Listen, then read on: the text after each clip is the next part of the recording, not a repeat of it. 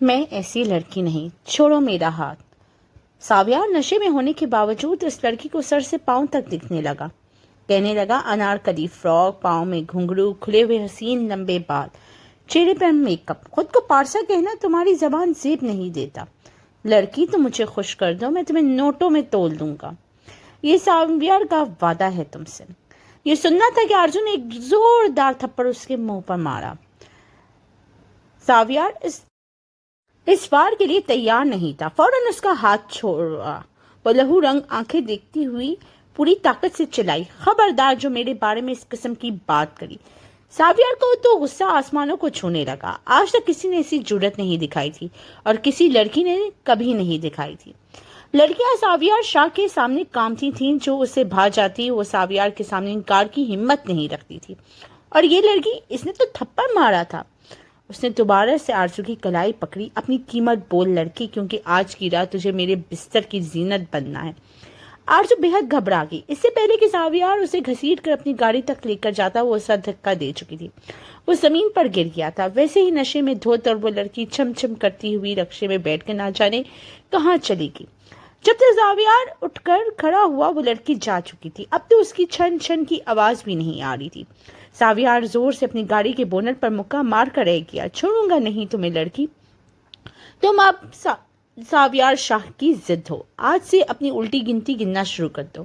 یہ کہتے ہوئے وہ گاڑی میں بیٹھ گیا۔ چلو ڈرائیور، گھر چلو۔ نشے میں بھی اس حسین لڑکی کا سراپا ساویار کے سر پہ سوار تھا۔ ویسے بھی وہ لڑکی اس سے بچ نہیں سکتی تھی۔ خدا کے لیے آرزو، میری لاج رکھ لو، بس ایک بار میرے بجائے تم یہ فنکشن اٹینڈ کر لو۔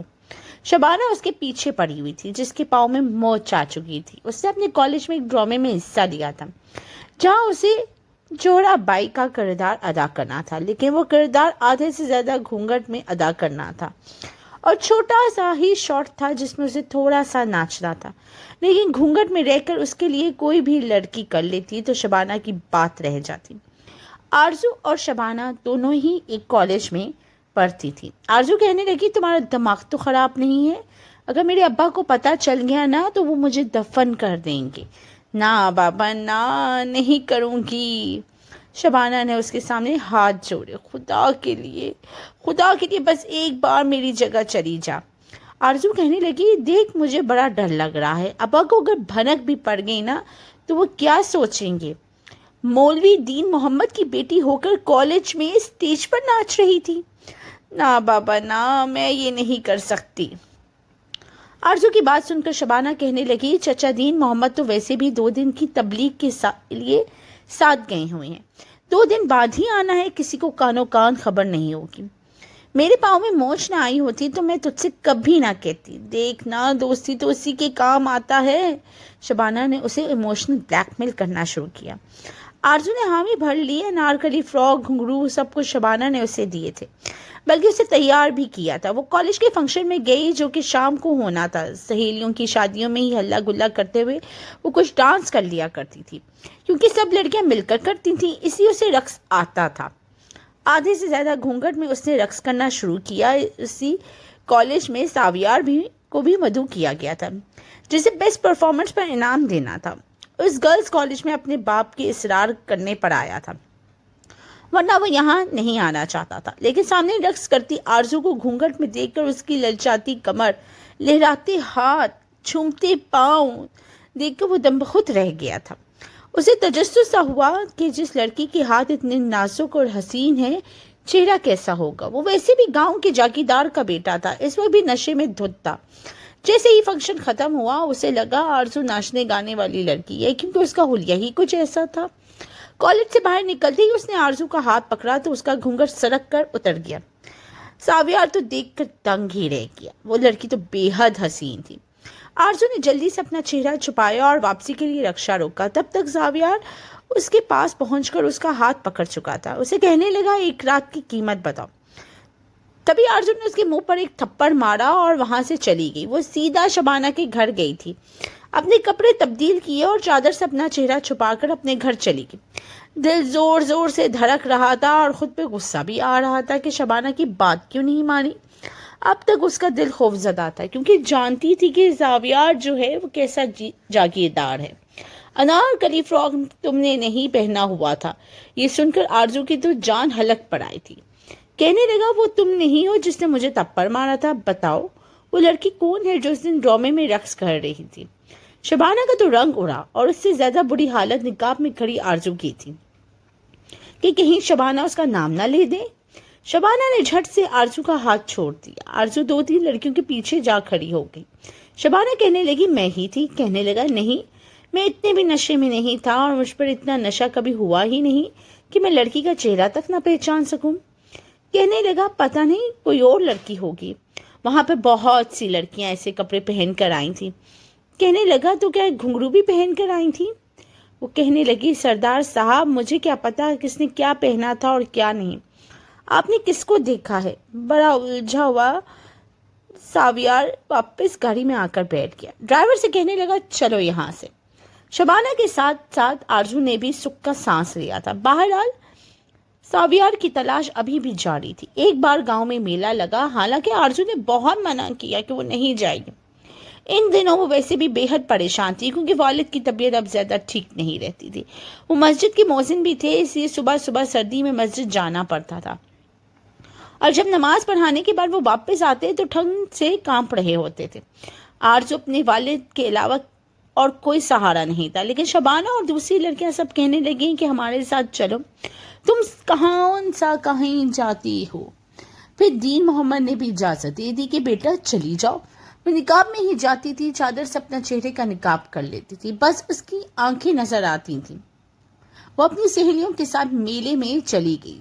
زاویار شاہ بھی وہاں پر اپنے دوستوں کے ساتھ گیا تھا، ساتھ میں اس کے گارڈز بھی تھے۔ وہاں پر ڈولی والا جھولا دیکھ کر شبانہ اور باقی سہیلیاں کہنے لگی چلو آرزو یہاں بیٹھتے ہیں۔ نہ بابا نہ، مجھے تو بہت ڈر لگتا ہے، تم لوگ بیٹھو میں دیکھتی ہوں۔ شبانہ اور دوسری لڑکیاں اس ڈولی والی جھولی میں بیٹھ گئی اور آرزو وہیں کھڑی ہوئی تھی۔ تبھی اس کی نظر سامنے چوڑیوں والے سٹال پر گئی۔ اپنے ابا سے وہ 500 کا نوٹ لے کر آئی تھی، سوچا کہ یہاں سے چوڑیاں خرید لے۔ اب وہ چوڑیوں کے سٹال پر چلی گئی، کہنے لگی چچا یہ سرخ رنگ کی چوڑیاں دینا۔ سامنے کھڑے بزرگ نے اسے چوڑیاں دے دی۔ پیسے دے کے جو ہی اپنی کلائی میں چوڑیاں چڑھانے لگی، اسی وقت تیز ہوا اور آندھی چلنے لگی، آنکھوں میں مٹی پڑنے لگی۔ وہ بری طرح سے بوکھلا گئی تھی۔ سب لوگ ادھر ادھر ہونے لگے کیونکہ بہت تیز آندھی چل رہی تھی، سب کچھ اڑ رہا تھا، یہاں تک کہ کئی سٹال کی اوپر کی چھتیں بھی اڑنے لگی۔ ایک بھگدڑ سی مچ گئی تھی، وہ بھی ایک طرف بھاگنے لگی۔ کوشش تو اس کی یہ تھی کہ وہ میلے سے ہی باہر نکل جائے، لیکن بری طرح سے کسی کے ساتھ ٹکرائی تھی۔ اسے لگا کہ ابھی وہ گر پڑے گی۔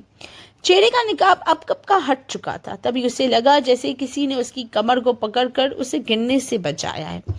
آنکھوں میں مٹی اس قدر زیادہ تھی کہ وہ آنکھیں نہیں کھول پائی، لیکن اس وقت اس کے کانوں سے ایک مردانہ آواز ٹکرائی تھی، تم تو وہی ہو نا جو اس دن کالج میں ناچ رہی تھی؟ یہ سننا تھا کہ آرزو کی جان نکل گئی۔ اس نے اپنی آنکھیں ڈرتے ڈرتے کھولی تو زاویار کی مضبوط گرفت میں تھی، لوگ ادھر ادھر بھاگ رہے تھے، وہ بھی مشکل اپنی آنکھیں کھول پا رہا تھا کیونکہ ہوا بہت تیز تھی۔ پھر اس کی کلائی پکڑ کر میلے سے باہر لے جانے لگا۔ میرا ہاتھ چھوڑو، وہ کہنے لگا تمہیں کیسے چھوڑ دوں، کب سے تو تمہیں تلاش کر رہا تھا، آج ہی تو تم ہاتھ لگی ہو میرے۔ لیکن اس نے بڑی زور سے زاویار کے ہاتھ پر اپنے دانت کاٹ دیے، اتنی زور سے کہ زاویار کو اس کا ہاتھ چھوڑنا پڑا اور آرزو تیزی سے بھاگتی ہوئی لوگوں کے ہجوم میں گھس گئی۔ زاویار اس کے پیچھے بھاگا تھا، لیکن آرزو نے اسے پیچھے پلٹ کر نہیں دیکھا، میلے سے باہر نکل کے اپنے گھر کی طرف بھاگنے لگی۔ جب تک زاویار اس میلے سے نکل کر باہر آیا، آرزو پتہ نہیں کہاں چلی گئی تھی۔ او شٹ!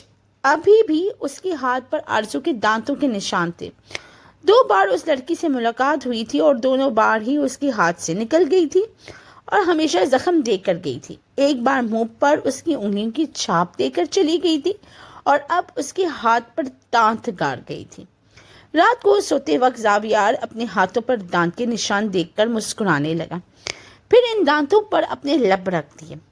تم پہلی لڑکی ہو جس پر مجھے غصہ آنے کے بجائے پیار آ رہا ہے۔ دوسری طرف آرزو بہت پریشان تھی، خوف کے مارے تھر تھر کانپ رہی تھی۔ جب گھر پہنچی تو سامنے ہی دین محمد کھڑے تھے۔ بیٹی یوں بدحواس دیکھ کر کہنے لگے تمہیں کیا ہوا ہے؟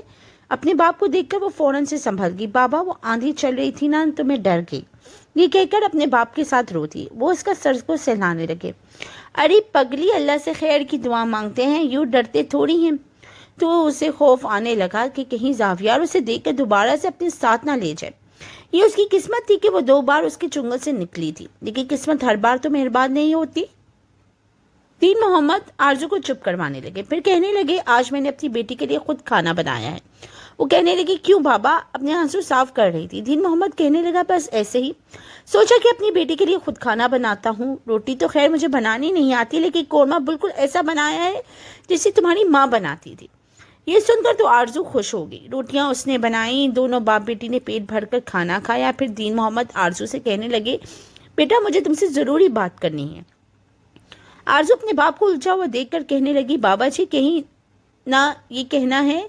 वो कहने लगे, बेटा मैं चाहता हूँ तुम्हारी शादी कर दूँ, मेरी तबीयत ठीक नहीं रहती।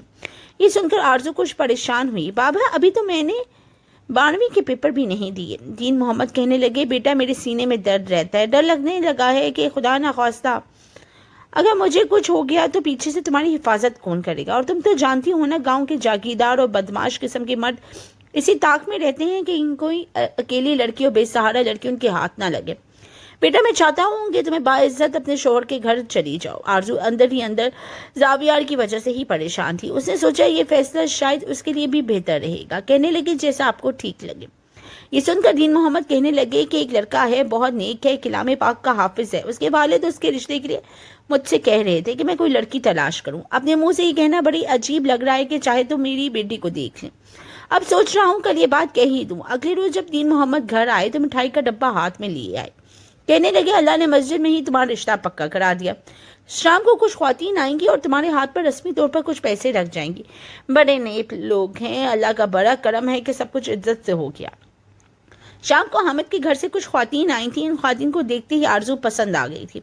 बड़ी दुआएं देकर गई थी, जल्द से जल्द निकाह का भी कह गई थी। साथ में कुछ तोहफे तोहाइफ भी लेकर आई थी। आरजू भी खुश थी कि उसके वालिद ने जो फैसला किया उसके लिए किया होगा, यकीनन अच्छा होगा, ठीक होगा। अगले जुम्मे आरजू का निकाह हामिद से होना था। चंद जोड़े और कुछ सामान दीन मोहम्मद ने आरजू को लाकर दिए थे।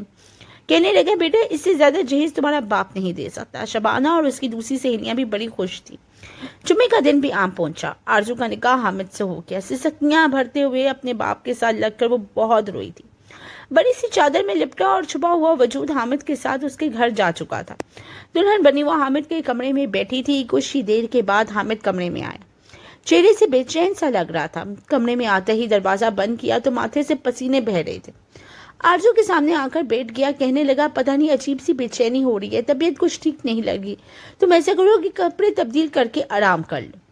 उसने तो ठीक से आरजू को देखा तक नहीं था। आरजू उसके चेहरे पे छाई बदहवासी को देखकर घबरा सी गई। कहने लगी, आपको क्या हो रहा है, मुझे बताएं। वो कहने लगा, समझ नहीं आ रहा, सर चकरा रहा है, उल्टे बाजू में बेहद दर्द है, पूरा कंधा और सीना लग रहा है कि दर्द की शिद्दत से फट जाएगा। ये सुनकर आरजू बेहद घबरा गई। इस वक्त वो अपने सीने पे मुक्के मारने लगा। यही देखकर तो आरजू की जान ही निकल गई। वो कमरे से बाहर आई तब तक हामिद बेड पर गिर चुका था। उसने हामिद की वालदा को बताया। वालिद और वालदा भागते हुए आए। बेटे की बदलती हुई हालत देखकर फौरन उसे अस्पताल ले गए। आरजू घर बेटी रो रही थी। सब बेहद परेशान थे। वो दुआएं मांग रही थी कि सब कुछ ठीक हो, हामिद ठीक हो जाए। लेकिन घर के बाहर एम्बुलेंस आई थी। हामिद का मुर्दा वजूद घर आया था, क्योंकि उसे हार्ट अटैक हुआ था जो उससे बर्दाश्त नहीं हुआ और वो हॉस्पिटल जाने से पहले ही दम तोड़ चुका था। ये देखकर वहां मौजूद जितने भी रिश्तेदार थे सब रोने लगे। कहने लगे, लगता है ये लड़की ही मनहूस है, ये घर क्या आई, आपका तो बेटा ही चल बसा। अच्छा खासा खाता पीता हट्टा कट्टा था। हालांकि दीनदार घराना था, लेकिन सबने दुल्हन बनी आरजू के जेवरात को नोश नोश कर उतारा था। उसके हाथों की चूड़ियों को जमीन पर मार मार कर तोड़ा किया था। उस पर सफेद चादर पहना दी गई थी और उसका दुपट्टा उतार दिया गया था। ये खबर जब दीन मोहम्मद पर पहुंची तो उससे भी बर्दाश्त नहीं हुआ। बेटी को सफेद चादर में लिपटा देखकर वो गश खाकर वहीं गिर गए।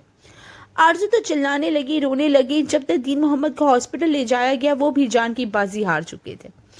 आरजू पर तो दोहरा सदमा था। दूसरी जानिब ससुराल वालों ने भी जरा भी लिहाज नहीं किया। 2 दिन के बाद ही धक्का देकर आरजू को घर से निकाल दिया। रोटी धोती बाप के घर आ गई। कोई पुरसाने हाल ना था। चंद दिन शबाना खाना पीना उसका लाती रही।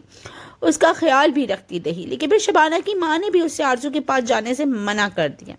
یہ لڑکی منحوس ہے، کہیں اس کا سایہ تجھ پر نہ پڑ جائے۔ تیری بھی ہم نے بات پکی کر دی ہے۔ گھر میں کوئی ایسا نہیں تھا جو اس کا کفیل ہوتا، اسے تحفظ دیتا۔ شبانہ بس یہ کرتی تھی کہ اسے کھانا دروازے پہ ہی دے کے چلی جاتی تھی۔ جیسے تیسے اس نے عدت کی مدت گزاری تھی۔ وہ سب 11ویں جماعت تک ہی پڑھی ہوئی تھی، 12ویں جماعت کے پرچے تک نہیں دیے تھے، نہ ہی اس کے پاس اب اتنے پیسے تھے کہ وہ اپنی پڑھائی کو آگے بڑھا سکتی، اپنی فیس بھر سکتی۔ گھر بھی کرائے کا تھا، مالک مکان نے بس اتنا احسان کیا کہ اس کی عدت کی مدت تک اس سے کوئی پیسے نہیں مانگے، اور پھر کہنے لگا جو بی بی یہاں سے نکلو، میں تمہیں اب مفت میں نہیں پال سکتا۔ وہ بیچاری گھر سے بھی نکل کے سمجھ میں نہیں آ رہا تھا کہ زندگی کیسے گزارے، اپنا چہرہ چھپاتے ہوئے روتے ہوئے وہ کھیتوں میں ہی بیٹھ گئی۔ تبھی وہاں کا ٹھیکیدار پہنچ گیا۔ یہ تو سردار صاحب کی کھیت ہے، اے لڑکی یہاں کیا کر رہی ہو؟ وہ فوراً سے کھڑی ہوگی، کہنے لگی بے سہارا ہوں جی، مجھے کوئی چھوٹی موٹی نوکری دے دو جس سے میں اپنا گزر بسر کر سکوں، میرا دنیا میں کوئی نہیں ہے۔ ٹھیکیدار کہنے لگا کون ہو تم؟ وہ کہنے لگی دین محمد کی بیٹی ہوں۔ ٹھیکیدار حیران ہوا، وہ دین محمد جس کا چند ماہ پہلے انتقال ہوا تھا؟ کہنے لگا ہاں میں انہی کی بیٹی ہوں۔ ٹھیکیدار کہنے لگا چلو میرے ساتھ۔ وہ ٹھیکیدار کے ساتھ چل پڑی۔ یہ نہیں پتا تھا کہ اسے سردار صاحب کی حویلی لے جائے گا۔ حویلی دیکھ کر آرزو کے قدم رکے تھے۔ چچا یہ آپ مجھے کہاں لے کے جا رہے ہیں؟ ٹھیکیدار کہنے لگا بیٹا اندر جاؤ، یہاں تمہاری ملازمت لگوا دیتا ہوں۔ ویسے بھی ان کو ایک ملازمہ بیمار پڑ گئی ہے، کافی بوڑھی ہو گئی تھی، ملازمہ کی ضرورت بھی ان کو ہے۔ آج ہی مجھے سردار صاحب نے کہا تھا کہ کوئی جوان جہاں عورت ہو تو لگوا دو۔ دیکھو تمہیں یہاں بہت تحفظ بھی مل جائے گا اور کھانے پینے کو روٹی بھی ملے گی، کپڑا لتا بھی مل جائے گا، کوارٹر بھی ملے گا، کسی چیز کی کوئی کمی نہیں ہوگی۔ جس چیز سے آرزو گھبرا رہی تھی وہی اس کی قسمت نے اس کو لا کر وہاں پھینک دیا۔ ٹھیکیدار کے ساتھ وہ اندر گئی، چہرہ ابھی بھی اچھے طریقے سے چھپا رکھا تھا۔ لاؤنج میں آتے ہی سامنے وہ بے رحم شخص بیٹھا تھا، اپنی کرسی پہ برجمان تھا، سر پر سفید رنگ کی پگڑی پہنی ہوئی تھی۔ ٹھیکیدار سے کہنے لگا کون ہے یہ؟ ٹھیکیدار نے کہا سردار صاحب آپ کو ملازموں کی ضرورت تھی نا، اور اس بے سہارا مولوی دین محمد کی بیٹی کو تحفظ اور عزت چاہیے۔ یہ ہماری مسجد کی مولانا صاحب کی بیٹی ہے، مولانا صاحب کا انتقال ہو گیا ہے اور وہ بے آسرا ہے، گھر کے سارے کام کاج جانتی ہے۔ زاویار نے خاص توجہ نہیں دی، وہ تو اس لڑکی کے عشق میں ڈوب چکا تھا جو اس سے 2 بار ہاتھ چھڑا کر جا چکی تھی۔ کہنے لگا ٹھیک ہے، اماں سائیں کو بولو اسے کوارٹر میں جگہ دے دے اور کام بھی سمجھا دے۔ آرزو نے تو نظریں اٹھا کر اس کو نہیں دیکھا تھا، ڈر رہی تھی کہ اس کی نظروں سے وہ اسے پہچان ہی نہ جائے۔ جب وہ سردارنی کے پاس گئی تو وہ کام سمجھانے لگی کہ کھانا پکانے کا سارا کام تمہارا ہے، اور زاویار کے کمرے کی صفائی سے اترائی، اس کے کپڑے استری کرنا، الماری میں رکھتا ہے، یہ سب کام تمہیں کرنا پڑے گا کیونکہ اسے صاف ستھرا کمرہ پسند ہے۔ جو ملازمہ کام چھوڑ گئی تھی اس کا بھی یہی کام تھا۔ دیکھو میرے بیٹے کو گندگی سے سخت نفرت ہے اور چڑ ہے۔ آرزو کہنے لگی سردارنی صاحبہ آپ کو شکایت کا موقع نہیں ملے گا۔ آرزو کو کوارٹر دے دیا گیا، کافی بڑا کمرہ تھا، دیوار گھیر الماری تھی، وہ اپنے چند جوڑے ہی لے کر گھر سے نکلی تھی، وہی اس نے الماری میں رکھ دیے۔ اس دن تو اس سے کوئی کام نہیں کروایا گیا، ملازمہ خود آ کر اسے کھانا تک دے گئی تھی۔ اسے دیکھ کر کہنے لگی تم تو بڑی خوبصورت ہو۔ آرزو کہنے لگی ایسی خوبصورتی کا کیا کرنا ہے جو میری بدقسمتی کو ہی نہ بدل سکے۔ تو دوسری ملازمہ کہنے لگی کیا مطلب؟ آرزو نے کہا کچھ نہیں۔ اگلے روز جب وہ حویلی کے اندر کام کرنے کے لیے جانے لگی تو اچھے سے اپنا چہرہ چھپا لیا تاکہ کام کرنے میں مشکل پیش نہ آئے۔ سب سے پہلے باورچی خانے میں گئی، ناشتہ بنانے لگی۔ ملازموں کا ناشتہ تو ایک ملازمہ بناتی تھی، لیکن گھر کا سارا ناشتہ آرزو نہیں بنانا تھا۔ ٹیبل پہ رکھنے لگی تو زاویار کی والدہ کہنے لگی اپنا چہرہ کیوں چھپا رکھا ہے؟ وہ کہنے لگی میں پردہ کرتی ہوں۔ جی۔ زاویار کہنے لگا اماں سائیں یہ مولوی دین محمد کی بیٹی ہے، یہ پردہ کرتی ہے، تو میں چاہتا ہوں کہ اس کے پردے کا احترام کیا جائے، یہ جس طرح اپنی سہولت سے کام کر سکتی ہے آپ اسے کام کروائیں، آج کے بعد اس سے بے پردگی کے لیے مت کہیے گا۔ یہ سن کر آرزو کو حیرت ہوئی تھی۔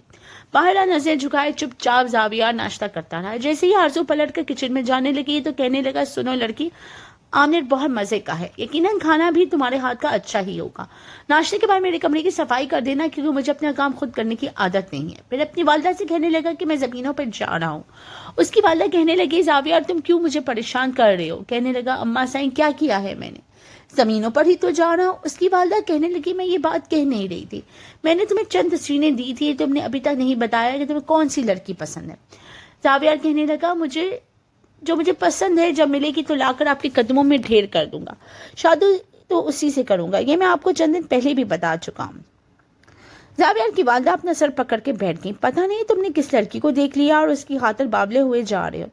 अरे पता नहीं वो कहाँ है कहाँ नहीं, कहने लगा ढूंढ लूंगा उसे, काफी महीने से ढूंढ रहा हूँ, इस बार मिल गई तो खुदा की कसम हाथ नहीं छोड़ूंगा उसका। ये सुनकर तो आरजू की जान ही निकल गई। बर्तन उठाकर वो बावर्ची खाने में ले जाने लगी, लेकिन हाथ की कपकपाहट खौफ के मारे भरी। छनाक से गिलास जमीन पर गिरकर टूटा। वो जल्दी से नीचे बैठकर कांच उठाने लगी। ए लड़की, हाथ में दम नहीं है क्या? अम्मा साई ने धारते हुए कहा। अम्मा क्या हो गया आपको? क्यों मेरा गुस्सा उस बेचारी पर निकाल रही है? टूटने वाली चीज थी, टूट गई। हमारे घर में क्या गिलासों की कमी है? क्या पहले मुलाजमों से कभी गिलास या प्लेटें नहीं टूटी? मौलवी साहब की बेटी है, इतना ना डांटा करें। आपको पता है न, कलाम पाक मैंने दीन मोहम्मद से ही पढ़ना सीखा था, इसलिए इस लड़की की तो मेरी नज़र में अलग से इज्जत है। उसे कुछ मत कहा करे। तुम्हारी नज़र में बस अपनी माँ की इज्जत नहीं है, ना उसकी बात की कोई अहमियत है। पता नहीं तुम किस लड़की की खातिर अपनी ज़िंदगी बर्बाद कर रहे हो। पहले जैसे तुम रही ही नहीं हो। अम्मा साई, आज के बाद मेरी शादी का नाम मत लीजिएगा।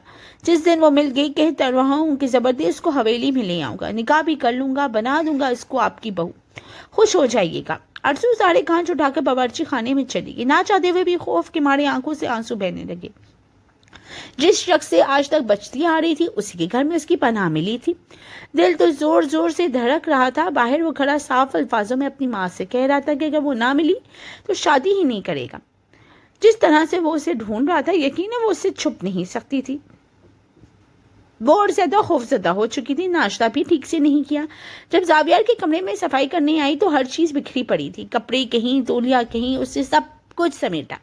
कमरे को अच्छी तरीके से साफ किया। सब कुछ जल्दी जल्दी कर रही थी कि कहीं वो ना कमरे में ना आ जाए।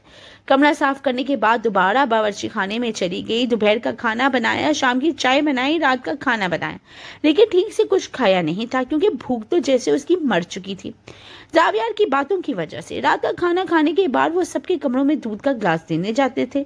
जब जावियर की भाभी के कमरे में गई तो कहने लगी, लाओ दूध का गिलास मुझे दे दो, और हाँ, वो मेरी बेटी के कमरे में दूध जरूर दे जाना। जब से नवी जमात में आई है, पढ़ाई सर पे सवार कर रखी है, अपनी सेहत का तो उसे एहसास ही नहीं। आरजू कहने लगी, जी बेगम साहिबा। जब दूध का गिलास वो अजमल के कमरे में लेकर गई तो वो पढ़ रही थी, कह रही थी क्या मुसीबत है और ये मैथ का सवाल तो मुझे समझ ही नहीं आ रहा। फिर आरजू को देखकर कहने लगी, यहाँ रख दो दूध का गिलास, एक तो मेरी माँ को पता नहीं है, बस रोज दूध पिलाने की पड़ी हुई होती है। कहा भी है कि मुझे उस्तानी लगवा दो, आप ये कैसे करो। चचा से भी कहा कि मुझे समझा दें, लेकिन उनके पास तो वक्त ही नहीं होता। बस कहते हैं हाँ हाँ आज समझा दूंगा, तुम जाओ कमरे में जाकर पढ़ो, सुबह मेरा टेस्ट है और मैं फेल हो जाऊंगी। ये कहकर अजमल की आंखों में मोटे मोटे आंसू आ गए। आरजू कहने लगी, क्या समझ नहीं आ रहा? वो कहने लगी, तुमसे मतलब तुम्हें कौन सा आता है? वो कहने लगी, मुझे आता है, मैंने यहाँ जमातें पढ़ी हैं और 10वीं जमात में तो मैं A1 ग्रेड से पास हुई थी। ये सुनकर अजमल की आंखों में हैरत से चमकी। अच्छा, तो क्या ये सवाल तुम्हें समझ आ गया है? देखो जरा। आरजू ने किताब देखी और कहने लगी, ये तो बहुत आसान है। फटाफट से उसने अजमल को वो सवाल समझा दिया। एन उसी वक्त दरवाजे पे जावियर खड़ा था। वो अजमल को धीरे समझाने के लिए आया था क्योंकि बड़े भाई और भाभी तो पढ़े लिखे थे ही नहीं। बड़ी मुश्किल से जावियर के बड़े भाई जमाल ने 10वीं जमात पास की थी और भाभी भी इतनी पढ़ी लिखी नहीं थी। एक किसी ने फाइनेंस में MA किया था, लेकिन अपनी ज़मीनों के बिखेरे में उसे वक्त ही नहीं मिलता था कि भतीजी को पढ़ाए, और ये बात भी उनके घर में मुनासिब नहीं समझी जाती थी कि कोई टीचर आके उनके घर की बच्ची को पढ़ाए। वो उसे समझाने ही आया था, लेकिन आरज़ू को यूँ समझाता देखकर हैरान हुआ। क्या मौलवी साहब की बेटी पढ़ी लिखी थी? बड़ी हैरत की बात है। वो हाथ बांधे वहीं दरवाजे पे खड़ा रहा। अजमल की बड़ी खुशी हुई क्योंकि आरज़ू उसे बहुत अच्छे से समझा चुकी थी। कहने लगी, आप बहुत अच्छी हैं, आपका नाम क्या है? वो कहने लगी, आरज़ू। अजमल कहने लगी कि आपका नाम भी बहुत अच्छा है, मैं आपको आरज़ू ही कह दिया करूंगी, क्या आप मुझे पढ़ा दिया करेंगी? कहने लगी, हाँ रोज इसी वक्त मैं तुम्हारे कमरे में जब दूध देने आऊंगी तो तुम्हें जो भी मुश्किल हो मुझे बता देना, मैं तुम्हें समझा दिया करूंगी। ये कहकर जैसे ही वो खाली दूध का गिलास देकर वापस पलटने लगी, दरवाजे पर जावियर को हाथ बांधे देखकर बुरी तरह से डर गई। छोटे छोटे कदम लेकर दरवाजे तक पहुंची थी। सरदार साहब रास्ते दीजिएगा। जावियर उसे देख रहा था और वो नसें छुड़ा रही थी, डर रही थी, घबरा रही थी। कहने लगा, क्या तुम पढ़ी लिखी हो? वो कहने लगी, बस 11 जमातें पढ़ी हैं, 12वीं के पर्चे नहीं दिए। कहने लगा, वो क्यों? आरज़ू कहने लगी कि उसलिए कि बाबा का इंतकाल हो गया था, 4 महीने ऐसे ही गुजर गए। जावियर उसे गौर से देखने लगा। कौन से कॉलेज में पढ़ती थी तुम? ये सुनकर आरज़ू की तो जान ही निकल गई। जाना भी था। सरदार साहब आप क्यों पूछ रहे हैं? जावियर कुछ सोचकर बोला कि गांव में तो एक ही गर्ल्स कॉलेज है, यकीनन तुम भी वहीं पढ़ी होती होगी। अभी 12वीं के पर्चे होने में 2-3 महीने बाकी हैं। तुम किताबें बता दो, मैं तुम्हें ला कर दे दूंगा। घर बैठकर तैयारी कर लेना, कुछ समझ ना आए तो मुझसे पूछ लेना। पर्चे दो और आगे बढ़ो, तुम्हारे काम आएगा। आरजू को हैरत हुई, सरदार साहब अगर मैं पढ़ने चली गई तो आपके घर का काम कौन करेगा? वो कहने लगा, जब तुम नहीं थी तब भी काम कौन करता था? एक मुलाजमा थोड़ी है, कई मुलाजमीन है, मैं कुछ ना कुछ कर दूंगा। जब तक तुम कॉलेज में होगी नाश्ते की जिम्मेदारी किसी और मुलाजमा की लगा देंगे, अगर बाकी का काम तुम संभाल लेना। आरजू बड़ी खुश हुई थी। बहुत शुक्रिया सरदार साहब, आप बहुत अच्छे हैं। कहने लगा, तुम दीन मोहम्मद की बेटी हो, नमाजें तो पढ़ती होगी? आरजू कहने लगा, जी हाँ, मैं तो 5 वक्त की नमाज पढ़ती हूँ और अगर आंख खुल जाए तो तहज्जुद भी पढ़ लेती हूँ। कहने लगा, कलाम पाक में भी रोज पढ़ती होगी? आरजू बोली, जी, कलाम पाक भी बाकायदगी से पढ़ती हूँ। जावियर कहने लगा, मेरे लिए दुआ किया करो, कोई मैं जिससे मोहब्बत करता हूँ वो मुझे मिल जाए। ये सुनकर आरजू फिर से बदहवास हुई थी। जल्दी से कमरे से बाहर निकल गई। ये दुआ तो उसके लिए कभी नहीं कर सकती थी। डरती थी कि जिस दिन उसका राज खुल गया वो शख्स उसे छोड़ेगा नहीं। जब जावियर की वालिदा अम्मा साईं को ये पता चला कि वो मौलवी साहब की बेटी को और इस घर की मुलाजमा को कॉलेज पढ़ाने के लिए कह रहा है तो कहने लगी, ये क्या कह रहे हो तुम? मुलाजमा को उसकी औकात में रहने दो तो बेहतर है। वो कहने लगा, वो पढ़ना चाहती है तो उसे पढ़ने दें। कहने लगा, तुम्हें हुआ क्या है? तुम वो जावियर तो रही ही नहीं हो। तुम्हारा दबदबा पूरे गांव में सबके दिलों को हिला के रख देता था। मुलाजमिन को तो तुम जरा सी गलती पर छोड़ते नहीं थे और अब एक मुलाजमा को तुम आगे बढ़ाना चाहते हो, हमारे बराबर खड़ा करना चाहते हो। क्या लगती है ये तुम्हारी? कहने लगा, कुछ नहीं लगती, बस ये मेरे उस्ताद की बेटी है जिसने मुझे कलाम पाक पढ़ाया है। और आप ही तो कहती हैं ना कि जो अल्लाह का कलाम पढ़ा है वो बहुत काबिल एहतराम होता है। ये मेरे लिए नहीं, सिर्फ इसलिए अहमियत रखती है क्योंकि ये मौलवी दीन मोहम्मद की बेटी है और मैंने आज तक कभी उनके सामने नजर नहीं उठाई थी, कभी सर नहीं उठाया, उनकी हर बात का एहतराम किया है। बेशक मैं जितना मर्जी बुरा सही, पर उस्ताद की अहमियत और एहतराम मेरी नज़र में कभी भी कम नहीं हुआ। और आप तो अच्छी तरह से जानती हैं अम्मा साईं, आप उसे नहीं रोकेंगी। आरजू को यकीन नहीं आ रहा था कि जिसके नाम से वो थर थर कांपती थी वो शख्स इतना भी बुरा नहीं था जितना वो समझती थी। ये शायद बुराइयों को छोड़ चुका था क्योंकि अक्सर जब भी अजान होती तो अपने गार्ड से कहता, बाहर बागीचे में जाओ, नमाज बिछाओ, जमात करवाओ, मैं भी नमाज पढ़ूंगा। नमाज पढ़ता तो काफ़ी देर तक दुआ करता रहता। अब तो आरजू को ये डर लगने लगा था कि ये दुआओं में उसे ही ना मांग ले। आरजू अब कॉलेज जाने लगी थी। शबाना को हैरत हुई, कहने लगी, तुम कैसे पढ़ने आ गई और तुम कहाँ चली गई थी? जब आरजू ने बताया कि वो हवेली में मुलाजमा का काम करती है तो शबाना खुश हो गई कि अच्छी बात है कि तुम एक महफूज मकाम तक चली गई हो, वरना गाँव वाले तो पता नहीं तुम्हारे साथ क्या सलूक करते। अभी भी उसकी क्लास की लड़कियां आरजू के साथ नहीं बैठती थी कि वो मनहूस है और कहीं आरजू का साया उन पर ना पड़ जाए। जब वो कॉलेज से बाहर आई तो शबाना को लेने के लिए उसका भाई और उसकी वालिदा आई थी। शबाना के साथ आरजू को देखकर तो वो भड़क उठी, तुम इस कमजाद और मनहूस लड़की के साथ क्या कर रही हो? तुझे कहा था ना कि इसके साय से भी दूर रहे। इत्तेफाक था कि जावियर भी वहीं था, वापस अपनी हवेली जा रहा था। तो वह वक्त देखा तो पता चला आरजू को भी इसी वक्त छुट्टी हो चुकी होगी। उसने सोचा चलो उसे भी साथ लेकर आता हूँ, लेकिन ये जबान सुनकर वो हैरान हुआ। शबाना की वालिदा ने तो आरजू को धक्का दिया था, वो जमीन पर जा गिरी थी। देख खबरदार जो तू मेरी बेटी के आस पास भी मंडलाई। अरे तेरी नहूसत से अगर मेरी बेटी बेवा हो गई तो तुझे सुकून मिलेगा क्या? क्यों तू अपना मनहूस साया गांव की लड़कियों पर डालना चाहती है? अरे मत पर, खुदा के लिए हाथ जोड़ती हूँ तेरे सामने। जावियर ये सब देखकर हैरान हुआ। आरजू रोने लगी। जैसे ही उठकर खड़ी हुई जावियर उसके सामने खड़ा था। शबाना की वालिदा से कहने लगा, ये किस लहजे में बात कर रही हो तुम इस लड़की के साथ? शबाना की वालिदा के तो होश ही उड़ गए। सरदार साहब, आपको नहीं पता है ये लड़की मनहूस है।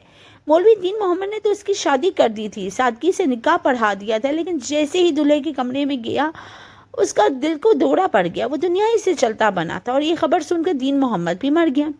अरे ये तो अपने शोहर को भी खा गई, अपने बाप को भी। खुदा के लिए सिर्फ मौत की सजा सुना दे, इस लड़की का गला घोंट दे, वरना इसकी नहूसत से गांव की कोई भी लड़की अपना घर नहीं बसा पाएगी। आरजू रोई जा रही थी। जावियर कहने लगा, कि क्या फजूल बातें कर रही हो, अपनी हद में रहो। खबरदार जो आज के बाद इस लड़की को किसी ने भी कुछ कहा। वहाँ जितनी भी लड़कियां खड़ी थी सब कहने लगी, सरदार साहब, खुदा के लिए आपके घर की मुलाजमा है, उसे मुलाजमा ही रहने दे, इसे कॉलेज मत भेजें। हम नहीं चाहते कि हमारे शोहर भी इस औरत के मनहूस साये की वजह से मर जाएं।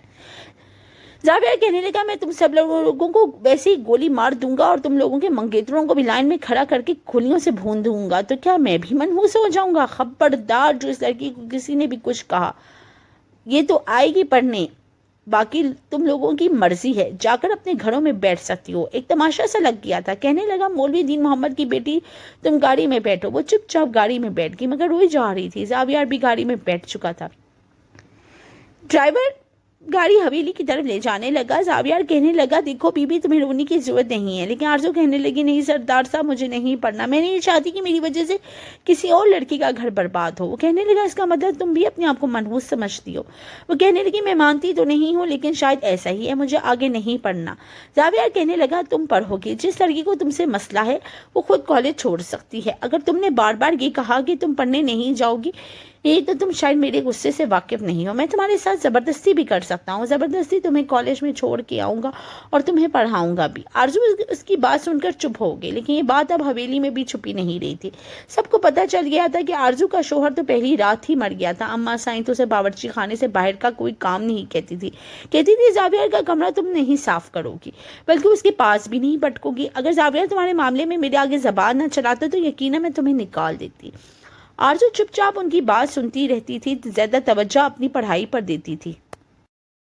البتہ حجمل خود باورچی خانے میں آ جاتی، آرزو سے باتیں بھی کرتی رہتی تھی اور اپنا پڑھ بھی لیتی تھی۔ آرزو نے زاویار کے کمرے کی صفائی کرنا چھوڑ دی تھی، تبھی وہ ایک روز چلانے لگا اماں سائیں میرے کمرے کی صفائی کون کر رہا ہے؟ نہ چادر کو بدلا ہے نہ میرے کپڑوں کو صحیح کیا ہے، لگ ہی نہیں رہا کہ میرے کمرے کی صفائی ہوئی ہے۔ اماں سائیں کہنے لگی کہ میں نے جمیلہ سے کہا تھا کہ آج کے بعد تمہارے کمرے کی صفائی جمیلہ کرے گی، آرزو نہیں کرے گی۔ وہ کہنے لگا کیوں نہیں کرے گی، وہ میری کمرے کی صفائی زیادہ اچھا کرتی ہے۔ اماں سائیں کہنے لگی اس کے لیے نہیں کرے گی کیونکہ وہ منحوس ہے، میں چاہتی ہوں کہ تم اس کے سائے سے بھی دور ہو۔ زاویار کہنے لگا اماں سائیں اگر آپ نے ایک بار بھی اس لڑکی کو منحوس کہا میں ابھی کے ابھی مولانا صاحب کو لے کر آؤں گا اور اسے نکاح پڑھوا لوں گا۔ یہ سن کر تو اماں سائیں کے ساتھ ساتھ آرزو کی بھی جان نکلی تھی۔ کہنے لگا آرزو جاؤ میرا کمرہ صاف کرو۔ وہ ڈرتے ڈرتے اس کے کمرے میں چلی گئی، کمرے کی صفائی کرنے لگی۔ ایک بار آرزو کو بخار ہو گیا تھا، وہ کوارٹر سے باہر ہی نہیں آئی تھی اور زاویار کو نہ کھانا پینا اچھا لگ رہا تھا نہ اپنا کمرہ اپنا لگ رہا تھا۔ غصہ بھی آ رہا تھا، حالانکہ ملازمہ بتا چکی تھی کہ آرزو بیمار ہے، اسے بخار ہے، دوا بھی اسے لا کر دیتی ہے اور وہ کھا رہی ہے، لیکن ابھی بھلی چنگی نہیں ہوئی ہے۔ دوسری طرف گاؤں کا کونا کونا چھان مارا تھا، لیکن اسے وہ لڑکی نہیں مل رہی تھی جس کی 2 ملاقاتوں نے اس کو بدل کر رکھ دیا تھا۔ اس نے شراب پینی چھوڑ دی تھی، غیر عورتوں سے تعلقات بھی رکھنا ختم کر دیے تھے، بس اسے اسی لڑکی کی تلاش تھی جو ایک جھلک میں اسے اپنا دیوانہ بنا گئی تھی۔ اس رات وہ باغیچے میں چہل قدمی کر رہا تھا جب اسے ہائے ہائے کی آوازیں سنائی دی۔ چوکیدار تک اپنے کوارٹر میں جا چکے ہوئے تھے، بس گارڈ ہی پہرہ داری پر تھے۔ وہ باغیچے سے ہوتا ہوا پیچھے کی راہداری کی طرف آ گیا جہاں لائن سے کوارٹرز بنے ہوئے تھے، جس کمرے سے آرزو کی ہائے ہائے کی آوازیں سنائی دے رہی تھی۔ اس کوارٹر کے سامنے چلا گیا، دروازہ بند نہیں تھا، ہلکا سا کھلا ہوا تھا۔ اس سے پہلے کہ وہ دستک دیتا دروازہ ہوا سے تھوڑا اور کھل گیا۔ چارپائی پہ لیٹے وجود کو دیکھ کر تو زاویار کے ہوش ہی اڑ گئے تھے۔ جس لڑکی کو وہ دیوانوں کی طرح گاؤں میں ڈھونڈ رہا تھا وہ اسی کے گھر میں تھی۔ نقاب والی یہ لڑکی کیا یہ وہی لڑکی تھی جسے وہ کب سے تلاش کر رہا تھا؟ وہ دروازہ کھول کر اندر آ گیا۔ آرزو کو بہت تیز بخار تھا اور دوا بھی اسے اثر نہیں ہو رہا تھا۔ آنکھیں بند کی بے حال چارپائی پر لیٹی ہوئی تھی، اس کے پاس آ کر کھڑا ہو گیا، اسے غور سے دیکھنے لگا۔ بابا بابا مجھے سردی لگ رہی ہے، وہ کپکپا رہی تھی۔ ایک پرانا سا سیدھا سا کمبل چارپائی پہ پڑا ہوا تھا، وہی کمبل زاویار نے اسے کے اوپر ڈال دیا۔ وہ سوچ بھی نہیں سکتا تھا کہ یہ لڑکی مولوی دین محمد کی بیٹی تھی۔ وہ باہر آ گیا، اپنے کمرے میں آ کر سوچنے لگا کہ اگر یہ مولوی دین کی محمد کی بیٹی تھی تو کالج میں گھنگرو پہن کے رقص کیوں کر رہی تھی؟ یہ بات اس کے لیے بھی حیران کن تھی۔ بہرحال اگلے روز وہ دوبارہ کوارٹر کے پاس گیا، دروازے پر دستک دی۔ آرزو گھبرا کے کہنے لگی کون ہے؟ ابھی بھی نفاحت سے اٹھ نہیں پا رہی تھی، کہنے لگا میں زاویار۔ یہ سن کر اور وہ گھبرا گئی، جلدی سے چادر خود پر لپیٹی، اپنا چہرہ چھپایا، کہنے لگی صاحب جی میں ابھی باہر آتی ہوں۔ وہ کہنے لگا جلدی سے باہر آؤ، تمہیں ڈاکٹر کے پاس لے کر جانا ہے، 2 دن سے بخار ہے، جب دوا اثر نہیں کر رہی تھی تو بتانا چاہیے تھا۔ کہنے لگی نہیں، بخار جب چڑھتا ہے تو ایسے ہی چڑھتا ہے، 3-4 دن میں آرام آ جائے گا، آپ کیوں زحمت کر رہے ہیں؟ زاویار کہنے لگا جتنا کہا ہے اتنا کرو، باہر آؤ ورنہ میں اندر آ جاؤں گا۔ یہ سن کر وہ اور گھبرا گئی، بامشکل چارپائی سے اٹھی، چہرہ لپیٹ کر باہر آ گئی، کہنے لگا گاڑی میں بیٹھو۔ جیسے ہی وہ گاڑی میں بیٹھی ڈرائیور گاڑی میں بیٹھنے لگا تھا۔ زاویار کہنے لگا نہیں، گاڑی میں خود ڈرائیو کروں گا، مجھے گاڑی کی چابی دو۔ گاڑی کی چابی ڈرائیور نے زاویار کو پکڑا دی۔ گاڑی کے پیچھے گارڈز بیٹھنے لگے تو زاویار نے منع کر دیا، نہیں میں آج تم لوگوں کے ساتھ لے کر نہیں جاؤں گا۔ گارڈ کہنے لگے سردار صاحب آپ کی جان کو خطرہ بھی ہو سکتا ہے۔ زاویار کہنے لگا تو میں نے کوئی چوڑیاں نہیں پہن رکھی ہیں کہ اپنے دشمنوں کو گولی نہ چلا سکوں۔ کہاں ہے نا تم لوگ نہیں جاؤ گے، تم مطلب نہیں جاؤ گے۔ یہ کہہ کر وہ گاڑی سٹارٹ کر چکا تھا۔ آرزو بے حد پریشان تھی۔ آج تک کبھی ایسا نہیں ہوا تھا کہ زاویہ گارڈز اور ڈرائیور کے بغیر کہیں گیا ہو۔ گاڑی تیزی سے حویلی سے باہر نکلی تھی اور قریبی شہر کی طرف رواں ہو گئی تھی۔ بڑے غصے سے زاویہ گاڑی چلا رہا تھا۔ وہ نہیں جانتا تھا کہ آرزو کون ہے، لیکن آرزو تو اچھی طرح جانتی تھی کہ وہ کون ہے۔ پھر کیوں اسے نہیں بتایا، کیوں اس سے چھپتی پھر رہی تھی، کیوں اپنا چہرہ چھپا رکھا تھا؟ اماں سائن کے ساتھ ہونے والی باتوں کا بھی اسے علم تھا۔ پھر یاد آنے لگا اس لیے اس کے ہاتھ سے گلاس گرا تھا، کیونکہ وہ جانتی تھی وہ کس لڑکی کی بات کر رہا ہے۔ بڑے غصے سے ڈرائیور کرتا ہوا وہ قریبی ہسپتال پہنچا تھا۔ آرزو اتر گئی، ڈاکٹر نے انجیکشن لگایا، دوا بھی دی، لیکن واپسی میں گاڑی حویلی کی طرف نہیں جا رہی تھی، انجان راستوں پر تھی۔ سردار صاحب، یہ آپ کہاں جا رہے ہیں؟ یہ حویلی کا راستہ تو نہیں ہے۔ زاویہ نے کوئی جواب نہیں دیا، لیکن جیسے جیسے گاڑی انجان رستوں پہ رواں تھی اور کافی سپیڈ میں تھی، آرزو کی تو گویا جان ہی نکل رہی تھی۔ سردار صاحب، خدا کے لیے گاڑی روکے، مجھے اترنا ہے۔ وہ کہنے لگا، کیوں اترنا ہے؟ آرزو بری طرح سے ڈر گئی۔ اب آپ مجھے کہاں لے کے جا رہے ہیں؟ زاویہ کہنے لگا، تمہارا گلا دبا کر تمہیں جان سے مارنا ہے، اس لیے کوئی ایسی جگہ ڈھونڈ رہا ہوں جہاں کوئی مجھے دیکھ نہ سکے۔ آرزو کہنے لگی، کیوں؟ میں نے کیا کیا ہے؟ کہنے لگا، تمہیں نہیں پتا تم نے کیا کیا ہے؟ کیا تم اتنی انجان ہو؟ تمہیں نہیں پتا تم نے میرے ساتھ کیا کیا ہے؟ بڑے غصے سے وہ دھارا تھا۔ آرزو کی تو جان لبوں پر آئی تھی۔ پھر اس نے پیچھے پلٹ کر دیکھا، کہنے لگا، تم وہی ہو نا جس نے کالج میں رقص کیا تھا، میرے منہ پر تھپڑ مارا تھا، میلے میں میرا ہاتھ بری طرح سے کسی جنگلی بلی کی طرح کاٹا تھا۔ آرزو کی تو جان ہی نکل گئی تھی۔ کہنے لگا، اب یہ مت کہنا کہ تم وہ نہیں ہو، تمہارا چہرہ تمہیں پہلے ہی نظر میں میری آنکھوں میں فکس ہو گیا تھا، دیوانوں کی طرح تمہیں ڈھونڈتا پھر رہا تھا، اور تم میرے ہی گھر میں ہو۔ اگر رات کو میں تمہاری ہائی ہائی سن کر کوارٹر میں نہ آتا تو ابھی بھی مجھے نہ پتا چلتا کہ میرا چین چرانے والی لڑکی مولوی دین محمد کی بیٹی ہے۔ آرزو کی تو آنکھوں سے آنسو گرنے لگے۔ کہنے لگا، اب چاہو تو ہٹا دو، چاہے تو کر لو، کیونکہ میں تمہیں پہچان چکا ہوں۔ آرزو کہنے لگی، خدا کے لیے مجھے چھوڑ دے، میں ویسے بھی کسی کی بیوہ ہوں۔ وہ کہنے لگا، مجھے فرق نہیں پڑتا، اگر میں تمہیں حویلی ایسے ہی لے کر چلا گیا تو اماں سائن بہت ہنگامہ کریں گے، اس لیے پہلے ہم نکاح کریں گے، پھر ہم حویلی جائیں گے، کیونکہ ایک بار جب نکاح ہو جائے گا تو اماں سائن شور تو مچائیں گے لیکن دھمکیاں نہیں دیں گی۔ یہ سن کر آرزو کا دل زور زور سے دھڑکا تھا۔ سردار صاحب، میں آپ سے نکاح نہیں کرنا چاہتی، میری نحوست سے اگر آپ کو کچھ ہو گیا تو۔